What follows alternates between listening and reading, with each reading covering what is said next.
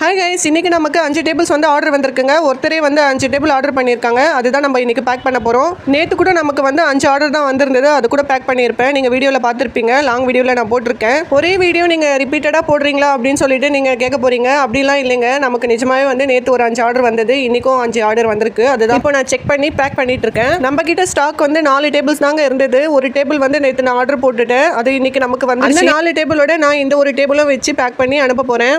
நான் முதலே வீடியோஸில் சொன்ன மாதிரி எனக்கு பேக் பண்ணுறது கூட அவ்வளோ பெரிய வேலையாக தெரியாது. இந்த டேப் தேடுறது தான் ரொம்பவே கஷ்டமாக இருக்கும். ஒரு வழியாக தேடி கண்டுபிடிச்சிட்டேன். நான் இது மட்டும் தான் செக் பண்ணாமல் இருந்தேன். அது கூட செக் பண்ணிட்டேன். வாங்க டேப் பண்ணிடலாம். மொத்தத்தில் நான் நேற்று செக் பண்ணி டேப் பண்ணி வச்சுட்டேங்க.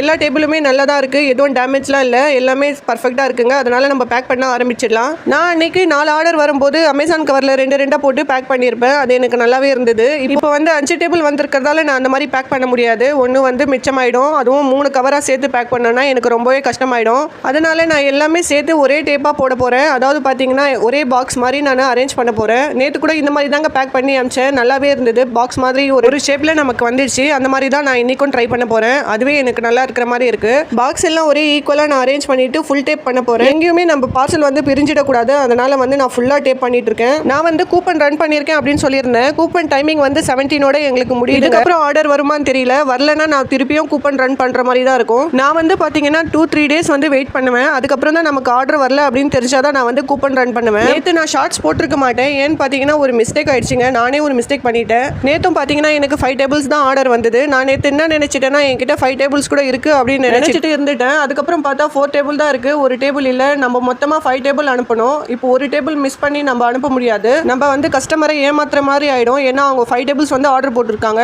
நம்ம கிட்ட 4 தான் இருக்கு. 4 அமிச்சா வந்து அவங்கள நம்ம ஏமாத்துற மாதிரி ஆயிடும். அந்த மாதிரிலாம் எப்பவுமே நடக்கவே கூடாது. அதனால நான் வெயிட் பண்ணி நம்ம போட்டிருக்கிற டேபிள்ஸ் வந்துட்டு அப்புறம் 5 டேபிள்ஸ் நான் அமுச்சு விட்டேன். நேற்று வந்து ரொம்ப லேட் ஆயிடுச்சுங்க. போனதே வந்து பொருள் ரொம்ப லேட்டாக போச்சு. ஏன்னா பார்த்தீங்கன்னா கொரியர் வந்து நான் வர வச்சு அதுக்கப்புறம் பேக் பண்ணி அனுப்புகிற வரைக்குமே ரொம்ப லேட் ஆயிடுச்சு. அதுக்கப்புறம் வீடியோ எடுத்து ஷார்ட்ஸ் என்னால் போட முடியல. நான் காலையில் உட்காந்து எடிட் பண்ணி லாங் வீடியோவாக போட்டிருக்கேன். நான் இந்த டேபிள்ஸ்லாம் எடுத்து தனித்தனியாக பாக்ஸில் கூட ஒரே பாக்ஸில் கூட போட்டு பேக் பண்ணலாம். ஆனால் என்கிட்ட இப்போ பாக்ஸ் ரெடியாக இல்லைங்க. அதனால தான் நான் இந்த மாதிரி பேக் பண்ணிட்டு இருக்கேன். நான் வந்து எது சேஃபாக நமக்கு போய் சேருமோ அந்த மாதிரி ரெடி பண்ணிடுவேன். அதுதான் வேணும் இதுதான் வேணும்னு சொல்லிட்டு நான் வந்து டைம் வேஸ்ட் பண்ண மாட்டேன். நான் வந்து எல்லா டேபிள்ஸும் சுற்றி நல்லாவே பேக் பண்ணிட்டேங்க. இது எவ்வளோ தூக்கி போட்டாலும் நமக்கு இந்த பேக் வந்து பிரியவே பிரியாது. அந்த மாதிரி நான் வந்து டைட்டாக வந்து பேக் பண்ணியிருக்கேன். நான் முதலே சொல்லியிருப்பேன் கூப்பன் ரன் பண்ணுறது நமக்கு ஃப்ரீ இல்லை. அது வந்து 1000 rupees கட்டினா தான் நமக்கு கூப்பன் ரன் பண்ணுவாங்க.